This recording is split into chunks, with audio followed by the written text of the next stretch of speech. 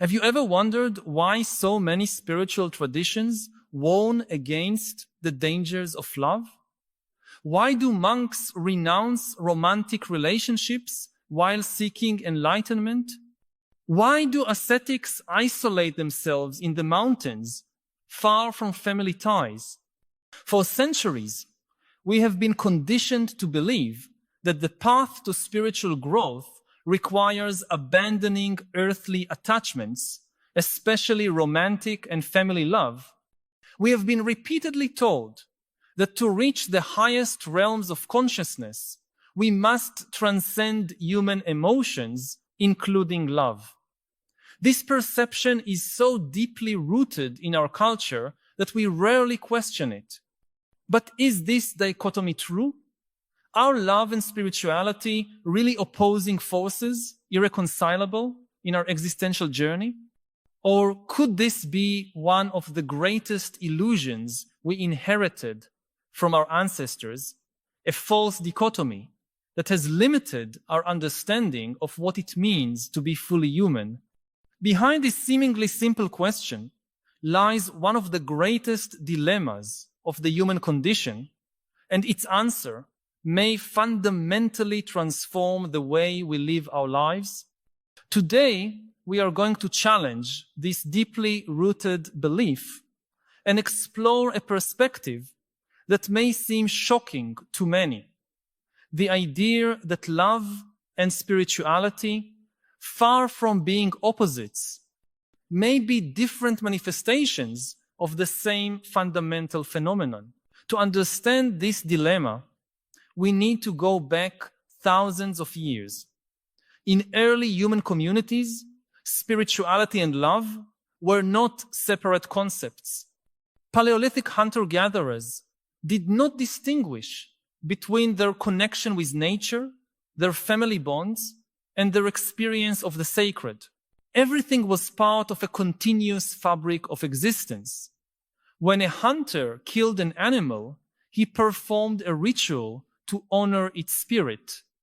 When a mother breastfed her child, this was simultaneously an act of love and a sacred act that connected generations. Love and the sacred coexisted without contradiction. There was no separation between the mundane and the divine, between carnal love and spiritual devotion. It was only with the rise of agricultural civilizations and their organized religious systems that we began to see this artificial separation emerge. Around 3000 BC, with the development of writing and the first urban civilizations in Mesopotamia, Egypt, the Indus Valley, and China, formal religious hierarchies appeared. Priests and scribes began to codify spiritual experiences into sacred texts, established rituals and dogmas. And here something significant happens. Spirituality, which was once a direct and embodied experience, begins to transform into an abstract and intellectualized system. The body, with its desires and passions, begins to be seen as an obstacle to spiritual purity. Love, especially in its erotic dimension, came to be characterized as a force that traps humans to the earth, preventing their ascent to the divine. We see this clearly in Hindu asceticism, where renunciants abandon family and possessions in pursuit of liberation. We see it in early Buddhism, where detachment from all emotional ties is considered essential to achieving nirvana. We see it in Christian monasticism, where celibacy is valued as a superior path of devotion. This separation was not accidental. It served specific social and political purposes. In hierarchical societies, where population control and social stability were primary concerns, restricting and regulating sexual and romantic behavior through religious codes was an effective tool of governance. By elevating celibacy and renunciation as spiritual ideals, religious authorities also consolidated their power over the masses. After all, who could question the moral authority of someone who renounced the pleasures that ordinary people could not resist? The narrative of incompatibility between love and spirituality was not just a metaphysical interpretation, but also an instrument of power. Simultaneously, Western philosophy, particularly after Plato, established a rigid distinction between body and soul, between matter and spirit. Carnal love was relegated to the lower realm of the body, while spiritual love was idealized as the only one worthy of true aspiration. This Platonic dichotomy deeply influenced Christianity and, by extension, all Western thought. Saint Augustine, one of the fathers of the Church, transformed his own journey from libertinism to chastity into an archetypal model of spiritual evolution, further reinforcing the idea that human love is an obstacle to communion with God. This same division appears in different forms in the great Eastern traditions. In Hinduism, the 4 stages of life, ashramas, traditionally end with the phase of sannyasa, where the individual abandons all family ties to dedicate himself exclusively to the spiritual quest. In classical Buddhism, attachment, including romantic and family love, is identified as the root of suffering. Even in Taoism, which in many ways celebrates the naturalness of the body, we find texts warning against excessive passion as a drain of vital energy. This dichotomous view persisted for millennia and continues to influence our contemporary culture in subtle but profound ways. Even in modern spiritual circles, we often hear that emotional attachment is an obstacle to enlightenment. Contemporary gurus warn their followers about the dangers of losing themselves in relationships, suggesting that the true spiritual seeker must transcend such worldly connections. The idea that we cannot serve both human and divine love simultaneously remains deeply rooted in our collective psyche. But now we arrive at a crucial moment in human history where this ancient dichotomy is being fundamentally questioned.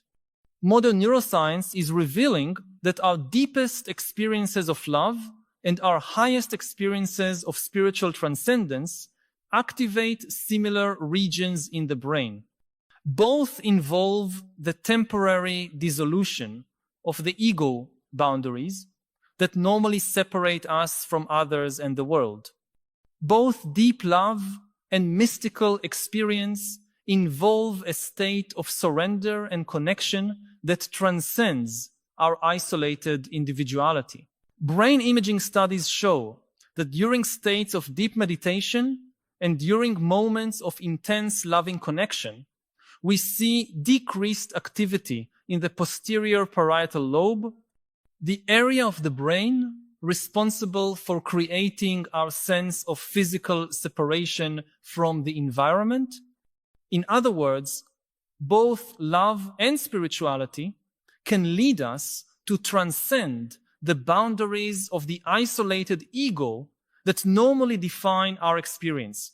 This suggests that at the most fundamental level, these experiences may not be opposites, but variations of the same basic human phenomenon. Our ability to transcend the limits of the separate self and experience connection with something greater. Historically, this unifying perspective was not completely absent. mystical traditions within major religions often recognized the deep connection between love and spirituality. In Islamic Sufism, human love is seen as a reflection and a path to divine love. Sufi poets like Rumi regularly use erotic metaphors to describe union with the divine. In Hasidic Judaism, the joy of conjugal love is considered a form of spiritual devotion. In Tantric Hinduism, sexual union is transformed into a sacrament that can lead to enlightenment. Even in Christianity, mystics like Saint John of the Cross and Saint Teresa of Avila employed intensely erotic language to describe their experiences of religious ecstasy. So what is really happening here? Why do so many established spiritual traditions insist on the incompatibility of love and spirituality, while mystical currents within those same traditions often see them as deeply intertwined? The answer may lie in a more subtle understanding of what truly constitutes love and spirituality in their highest forms. Perhaps the problem is not love itself, but certain forms of possessive and egocentric attachment that we often mistake for love. Love in its most mature and evolved expression is not possessive or exclusive. It does not seek to control or dominate. It does not depend on the other to fill an internal void or validate one's own worth. True love is expansive, generous, and liberating. It is characterized by the same quality of open presence and acceptance that we find in the highest forms of spiritual consciousness. Likewise, perhaps the problem is not spirituality itself, but certain escapist and life-denying interpretations that we confuse with authentic spirituality. True spirituality does not require fleeing from the world or denying our humanity. It does not demand that we repress our capacity for connection and intimacy. In its most integrated and mature expression, spirituality allows us to fully participate in life, including its relational and emotional dimensions, while maintaining a broader awareness that is not limited by narrow identifications. Seen from this perspective, the apparent contradiction between love and spirituality begins to dissolve. Both, in their highest forms, involve an expansion of consciousness beyond the limits of the separate ego. Both involve a movement from separation to union, from fear to openness, from contraction to expansion. Both have the potential to free us from the prison of self-preoccupation and open us to a broader, interconnected reality. Technology and modernity have added new layers of complexity to this ancient question. We live in an era of unprecedented digital connectivity, yet many experience increasing levels of isolation and loneliness. We have more communication tools than any previous generation, yet we often feel less truly seen and understood. Romantic love has been simultaneously mythologized by popular culture and reduced to dating app algorithms. Spirituality has been commodified and packaged as just another lifestyle product for individual consumption. Amid this confusing landscape, many people are turning to simplified versions of both love and spirituality as quick fixes for a deeper existential malaise. Some seek salvation in romantic relationships, hoping that the perfect partner will heal all their wounds and fill all their internal emptiness, an expectation that inevitably leads to disillusionment. Others turn to spiritual practices as a form of escapism, hoping to transcend the complexities and challenges of human relationships, only to discover that these complexities follow them even in the most isolated retreats. Artificial intelligence is beginning to present new challenges in this domain. As we develop increasingly sophisticated AI companions designed to simulate empathy and understanding, we are entering uncharted territory regarding the boundaries between human connection and technological simulation. Some people already report forming deep emotional bonds with AI assistants, while others fear that these artificial connections may atrophy our ability for authentic engagement with other humans. The line between authentic spirituality and technological escapism is also becoming blurrier, with meditation apps and virtual reality experiences promising altered states of consciousness at the touch of a button. These developments raise profound questions about the nature of love and spirituality in the digital era. What does it mean to love in an age where intimacy is increasingly mediated by technology? How can we cultivate authentic spirituality in a world of infinite digital distractions? These are not abstract questions, but concrete dilemmas that shape our everyday experience as humans in the 21st century. I want to pause for a moment to ask, do you also feel this tension in your life?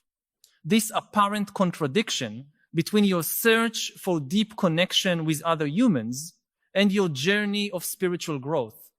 I know that for many of us, this tension is rarely articulated, remaining as an underground conflict that shapes our choices and relationships. Perhaps you have felt that you need to choose between dedicating yourself to a spiritual path or diving fully into human love with all its joys and complications. If this duality resonates with you, know that you are not alone. Share in the comments, I feel this conflict between love and spirituality when your experience may help others recognize and navigate this tension in their own lives. Sometimes, simply naming these internal dilemmas is the first step toward integrating them. Let us now return to the contradictions and paradoxes involved in this issue. One of the central ironies is that both spiritual traditions and romantic visions of love often promise the same thing: transcendence, meaning, liberation from suffering, union with something greater than ourselves. Both are presented as paths to overcome the fundamental alienation that seems to lie at the core of the human condition.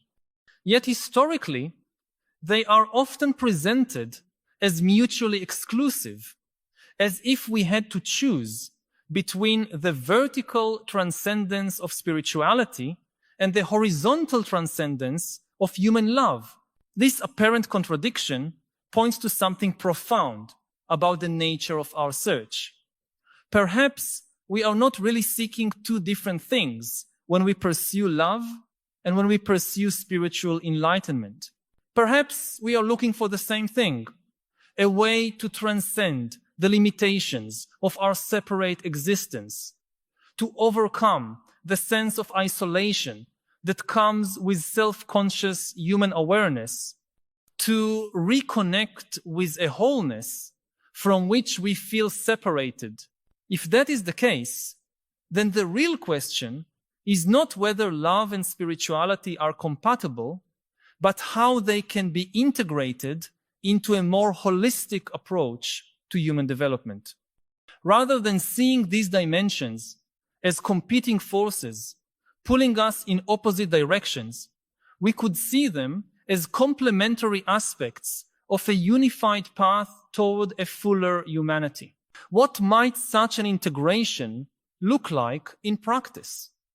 Perhaps it begins with the recognition that true love and true spirituality are both practices of opening and expanding consciousness. Both involve cultivating the capacity to be fully present, to see beyond projections and expectations, to offer radical acceptance.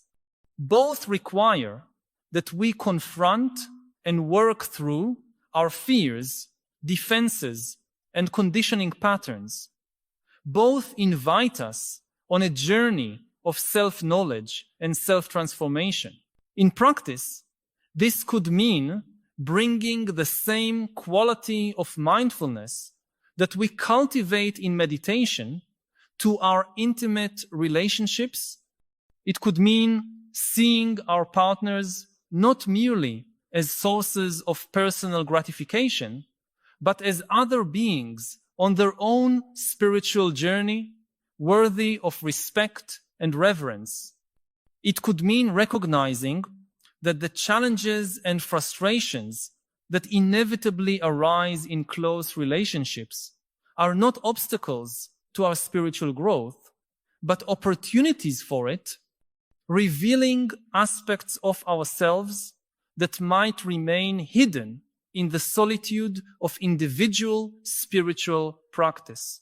Conversely, it could mean bringing the qualities we develop through human love, such as compassion, empathy, and the capacity for intimacy, to our spiritual search. It could mean recognizing that our connections with other human beings can be portals to transcendent and sacred experiences. It could mean understanding that our ability to love and be loved is not separate from our capacity to experience the divine, but an integral aspect of it. This integrated path is not easy. It demands that we face the challenges of both love and spirituality without seeking shortcuts or simplistic solutions. It demands that we stay present with the complexities, ambiguities, and paradoxes inherent in the human condition, rather than seeking refuge in dogmatic answers or escapist fantasies. It demands that we develop the capacity to live with open questions instead of rushing toward premature conclusions. On a collective level, this integration of love and spirituality has potentially profound implications for how we organize our communities and societies. Many of the crises we face today, from political polarization to environmental degradation, can be understood as manifestations of a more fundamental fragmentation in our consciousness, an inability to integrate the vertical and horizontal dimensions of our human experience. Spirituality without love can easily become arid, abstracted, and disconnected from the realities of human life. It can lead to a kind of spiritual narcissism where the pursuit of personal enlightenment becomes just another form of self-preoccupation. It can result in religious communities and institutions that, in the name of transcendent principles, perpetuate power hierarchies, exclusion, and even abuse. On the other hand, love without spirituality can easily degenerate into attachment, possessiveness, and codependency. It can become a sophisticated form of self-expansion where the other is valued primarily for how they make us feel or what they add to our identity. It can lead to relationships that, while emotionally intense, lack a deeper foundation of shared meaning and purpose. The integration of love and spirituality offers a path beyond these pitfalls. It suggests the possibility of a form of human existence that is simultaneously deeply engaged with the world of human relationships and capable of a broader perspective that transcends immediate egoic concerns. It points to the possibility of communities that are both intimately connected and oriented towards something that transcends their particular boundaries. Historically, we have seen glimpses of this integration in various contexts. We see it in monastic communities that combine individual contemplation with a strong emphasis on communal life and service to others. We see it in certain indigenous traditions where spirituality is intimately intertwined with family and community relationships. We see it in contemporary movements that seek to unite social activism with contemplative practices, recognizing that personal transformation and social transformation are inseparable. These historical experiences suggest that the integration of love and spirituality is not merely an abstract ideal, but a concrete possibility that has already been, at least partially, realized in diverse cultural contexts.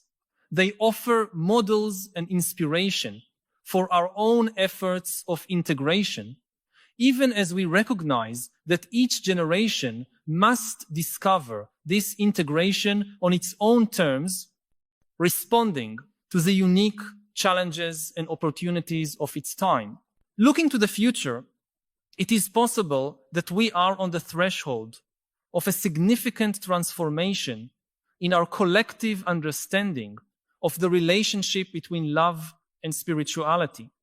As old religious and social structures continue to dissolve, there is an unprecedented opportunity for new syntheses that transcend traditional dichotomies.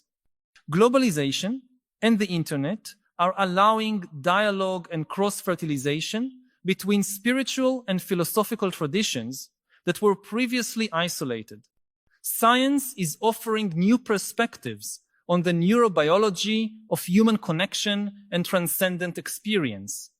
The planetary crisis is catalyzing a growing recognition of the fundamental interconnectedness of all life.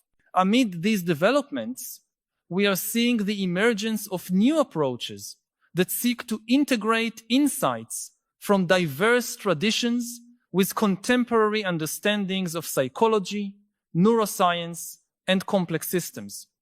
These approaches often recognize the profound interweaving of our capacities for interpersonal love, universal compassion, and transcendent consciousness.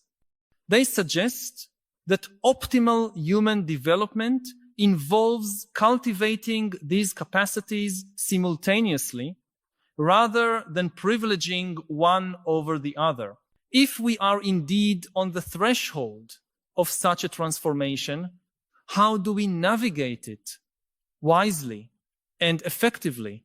How do we integrate love and spirituality into our individual and collective lives in ways that are genuinely emancipatory rather than merely repackaging all dichotomies in new language? How do we avoid both the false transcendence that denies our humanity and the false humanism that denies our transcendent capacity? These are not questions that can be answered definitively or once and for all. They are questions that each individual and each community must explore through ongoing inquiry and lived experimentation.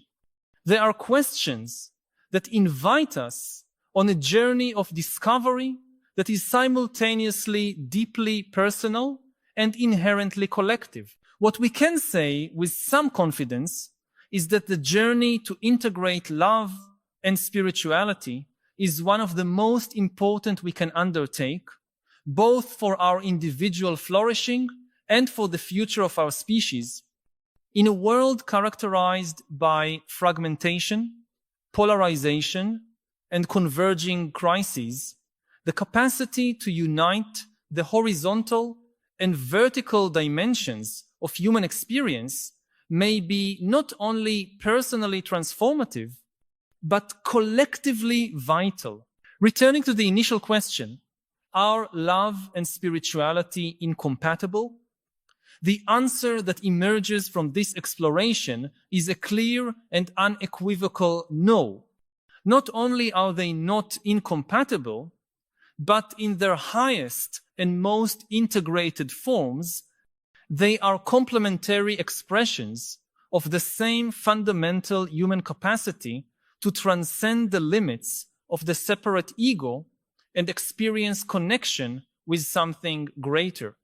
The apparent contradiction between them is not inherent to their nature, but an artifact of specific historical interpretations that served particular cultural and political agendas. Recognizing this does not diminish the real challenges involved in integrating love and spirituality into our lives. It does not magically remove the tensions that may arise between different aspects of our human experience. It does not offer a shortcut through the hard work of self-knowledge, relational growth, and spiritual seeking.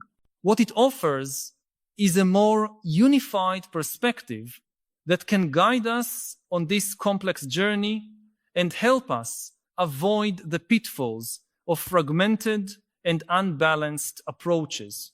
In the end, perhaps the greatest irony is that the same spiritual systems that often warned against the dangers of love also identified love in its most expansive and universal form as the supreme fulfillment of the spiritual journey.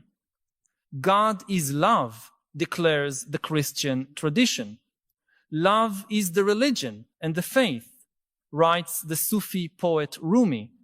May all beings be happy, recites the Buddhist practitioner in their loving kindness meditation. These are not linguistic coincidences, but recognitions of the fundamental truth we have been exploring, that love, in its highest and most mature expression, is not an obstacle to spiritual realization, but its very essence. If you found value in these reflections on the integration of love and spirituality and feel that they touched something you have experienced in your own life, know that you are not alone on this journey. There is a whole community of people who, like you, are navigating the complex terrain of heart and spirit, seeking ways to honor both dimensions of their humanity without sacrificing either.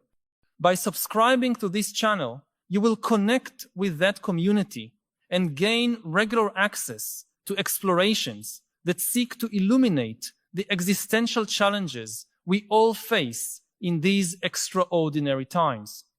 Each week, we delve together into another aspect of what it means to be human today, seeking perspectives that can help us live with more wisdom, presence, and wholeness. Join us on this ongoing journey of discovery and transformation.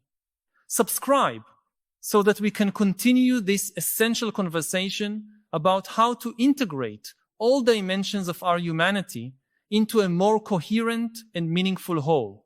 Love and spirituality, far from being opposing forces in our lives, can be understood as different facets of the same fundamental human impulse toward connection and transcendence.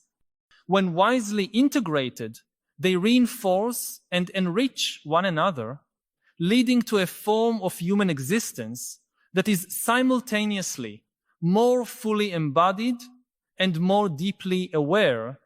This integration is not a fixed destination to be reached, but an ongoing journey to be lived, moment by moment, relationship by relationship, practice by practice. It is a journey worth undertaking, not only for the sake of our own fulfillment, but for the sake of a world that desperately needs human beings capable of uniting love and wisdom compassion and clarity, engagement and transcendence, it is a journey that ultimately does not take us away from our humanity towards some purely spiritual realm, nor limit us only to human concerns, but invites us into a fuller humanity that is in itself